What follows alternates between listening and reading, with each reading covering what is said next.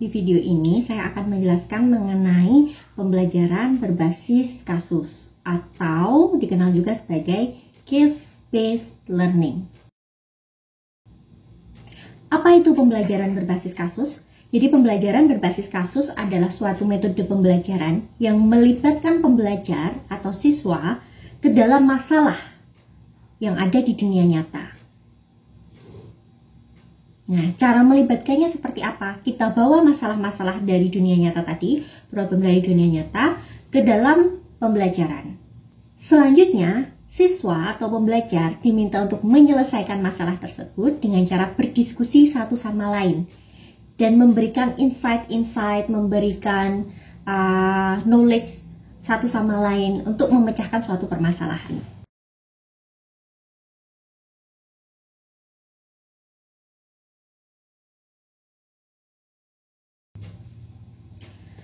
Nah, pembelajaran berbasis kasus sendiri sebetulnya sudah ada sejak tahun 1800-an. Waktu itu, pembelajaran berbasis kasus sebetulnya diimplementasikan di bidang hukum. Kemudian di tahun 1900-an, PBK juga diimplementasikan di bidang ekonomi. Nah, kawan-kawan, tentunya selain diimplementasikan di bidang hukum dan ekonomi, PBK atau pembelajaran berbasis kasus ini dapat diimplementasikan pada berbagai macam bidang pendidikan. Misalnya, ekonomi sendiri nanti bisa berkembang menjadi connected economy, digital economy, dan yang lain-lain. Permasalahan-permasalahan dalam konteks digital economy misalnya bisa dibawa dalam kelas menjadi suatu kasus yang diselesaikan oleh pembelajar atau siswa. Selanjutnya, pembelajaran berbasis kasus juga kita bisa bawa ke dalam bidang pendidikan medis atau kesehatan. Di sini misalnya kita bawa kasus seorang pasien dengan gejala-gejala tertentu, misalnya batuk-batuk, kemudian disertai demam dan sebagainya. Apakah pasien ini merupakan pasien penderita COVID atau flu biasa misalnya? Nah, kasus tersebut bisa kita bawa ke dalam area pendidikan kita, ke dalam pembelajaran kita, untuk kemudian didiskusikan oleh pembelajar atau siswa, sehingga mereka bisa berupaya dengan ilmu-ilmu yang dimilikinya mencari solusi atau mencari kesimpulan dari permasalahan yang diberikan tadi. Hal yang juga penting di dalam pembelajaran berbasis kasus adalah kasus itu sendiri atau objek. Kasus dalam PBK bisa terdiri dari dua macam kasus. Yang pertama adalah kasus realitas atau kasus nyata. Jadi kasus yang memang benar-benar ada di dunia nyata yang kemudian kita bawa ke dalam pembelajaran. Yang kedua yaitu kasus rekaan. Jadi di sini kita membuat sebuah kasus seolah-olah membuat sebuah cerita seperti kita membuat sebuah cerita, sebuah rekaan di mana di dalamnya ada tokoh-tokoh, karakter-karakter yang mungkin mirip dengan dunia nyata, dengan kasus yang mirip dengan dunia nyata. Jadi kita membuat sebuah cerita fiksi. Jadi kasus dalam PBK bisa saja kasus nyata, misalnya mungkin di kasus hukum, mungkin dalam konteks hukum misalnya ada kasus-kasus yang memang nyata, misalnya ada kasus sengketa tanah dan sebagainya. Itu bisa dibawa ke dalam kelas. Sedangkan untuk kasus rekaan itu adalah kasus yang sengaja kita buat dengan tokoh fiktif, cerita fiktif.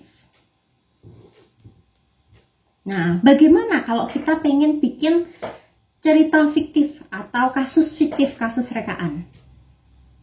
Yang pertama, elemen pokok dalam kasus adalah kita harus menentukan karakter dari kasus tersebut. Karakter-karakter, tokoh-tokoh dalam kasus tersebut. Yang berikutnya adalah situasi. Jadi situasi tokohnya seperti apa? Situasi dalam kasus tersebut seperti apa? Misal dalam gambar di sini ada situasi di mana seseorang ingin membeli makanan dari kedai makanan cepat saji. Yang terakhir adalah dilema. Jadi setelah kita menentukan tokoh, menentukan settingnya di mana, situasinya seperti apa, kemudian kita tambahkan dilema di situ. Sama seperti kita membuat sebuah cerita kan pasti ada klimaksnya ya, ada twist-twistnya mungkin di situ, ada problem-problemnya di situ. Itu yang coba kita masukkan ke dalam kasus sehingga kasus itu menjadi menarik untuk didiskusikan oleh pembelajar. Dengan demikian akan terjadi interaksi antar pembelajar. Ketika kita memberikan sebuah kasus yang menarik untuk diperdebatkan, didiskusikan, maka nanti akan tercipta interaksi dengan cara apa? Masing-masing anggota pembelajar itu akan saling menanyakan, bagaimana kalau seperti ini? Oh, ternyata seperti ini ya, ternyata bisa seperti ini. Apakah benar pasien ini COVID? Nah, tapi gejalanya seperti apa? Dan seterusnya. Nah, disinilah letak dari pembelajaran berbasis kasus. Kasus dibawa ke dalam pembelajaran, menciptakan suasana diskusi yang baik sehingga men-trigger atau memicu masing-masing pembelajar untuk berdiskusi secara aktif, membahas, dan juga mencoba menyelesaikan permasalahan atau kasus tersebut. Kata kunci dalam pembelajaran berbasis kasus. Yang pertama adalah kita buat sebuah deskripsi suatu situasi, baik itu nyata maupun rekaan, hipotesis. Boleh, kita buat dulu deskripsinya. Yang berikutnya adalah kita lakukan analisis, sintesis, dan pertimbangan oleh pembelajar. Jadi pembelajar di sini kita trigger, kita picu untuk menganalisis, melakukan sintesis, untuk mengajukan solusi, rekomendasi, atau proposal pemecahan masalah. Tujuan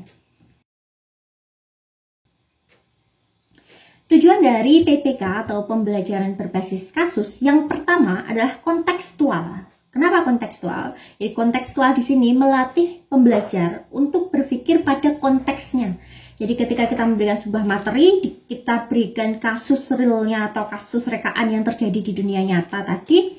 Nah, ini melatih pembelajar untuk belajar secara kontekstual. Oh, ternyata ilmu saya seperti ini nanti akan bisa saya gunakan untuk memecahkan kasus yang seperti ini. Dan seterusnya.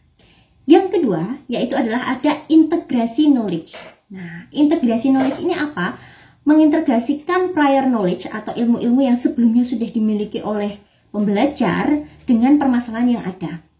Sebagai contoh, misalnya dalam ilmu komputer, ada sebuah bisnis online shop yang dia membutuhkan support yang banyak dari customer service.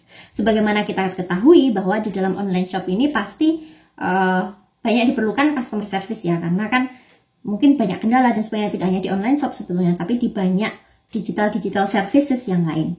Nah, kendalanya adalah ketika dia hire atau mempekerjakan manusia sebagai customer service dan dengan jumlah yang cukup banyak, tentunya sumber dayanya terbatas.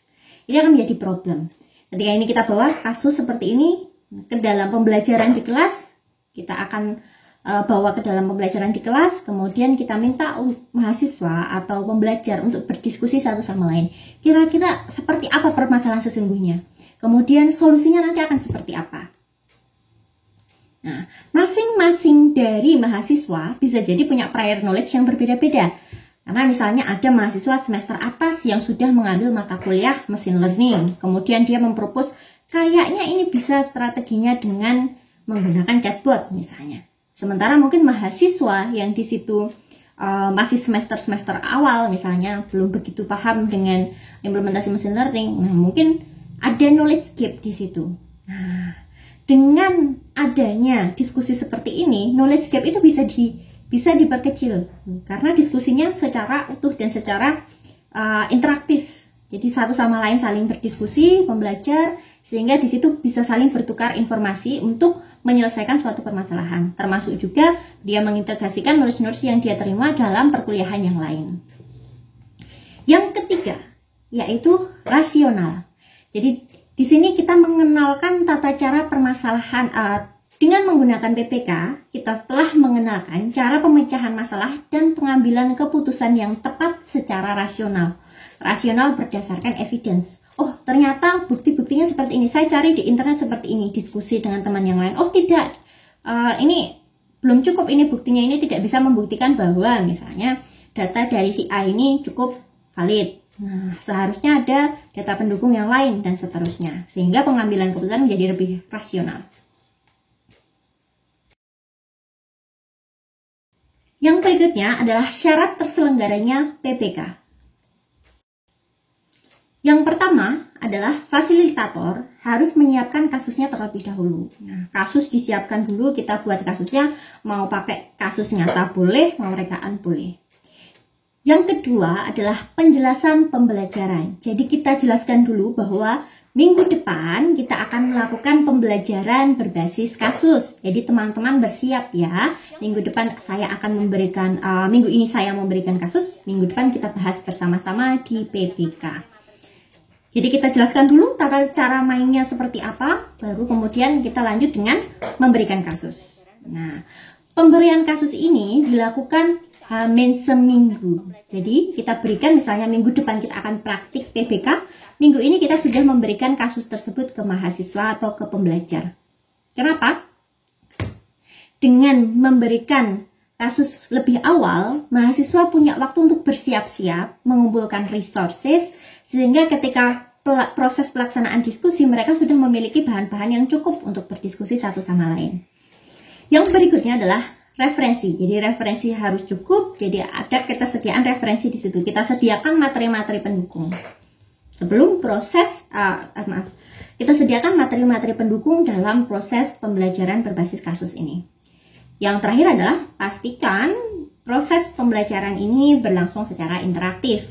Nah, disinilah peran kita sebagai fasilitator. Kita pastikan kegiatan PBK ini interaktif. Dengan cara apa? Kita pancing pembelajar satu sama lain.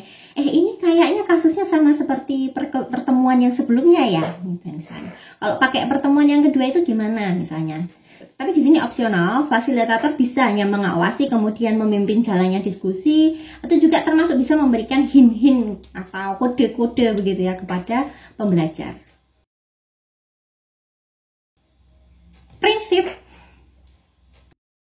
Menurut Handoko pada tahun 2004, prinsip-prinsip dalam PBK itu adalah efisien, kemudian bukan mengetahui tetapi bertindak, kemudian menjunjung tinggi kreativitas dan inovasi, menempatkan mahasiswa dalam dunia nyata, mengembangkan keterampilan komunikasi jelas, dan juga mengembangkan kearifan dalam pemecahan masalah. Prosedur. Bagaimana sih prosedur dalam PBK? Yang pertama, yang perlu kita siapkan adalah kasusnya. Persiapkan dulu kasusnya. Sebagai fasilitator kita siapkan dulu kasusnya.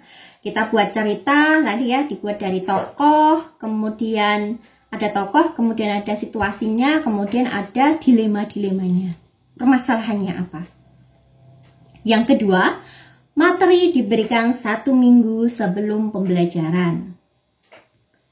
Yang berikutnya, lakukan pembelajaran atau diskusi dalam kelompok kecil. Mungkin bisa 3-4 orang atau 5 orang sudah cukup. Kita bisa lakukan diskusi buat kelompok-kelompok kecil seperti itu. Nah, yang berikutnya tugas kita sebagai fasilitator adalah mengamati dan bisa juga kita memberikan hint-hint atau kode-kode ya. Kita coba pancing pembelajar untuk bisa lebih dalam menggali permasalahan. Yang terakhir adalah catatan ringkas. Setiap kelompok diskusi kecil kita minta untuk membuat catatan ringkas, yang mana ini nanti akan kita evaluasi bersama. Jadi apa yang dia temukan, problem-problemnya, bagaimana cara solve problem itu sendiri. Dibuat dalam bentuk catatan, nanti dievaluasi. Strategi. Strategi yang pertama adalah fasilitator menjelaskan proses pembelajaran. Jadi kita mulai kelasnya, kita jelaskan baik hari ini kita akan melaksanakan PPK, proses pembelajarannya seperti ini, saya akan memberikan kasus, teman-teman berada dalam satu kelompok, nanti akan mendiskusikan kasus ini.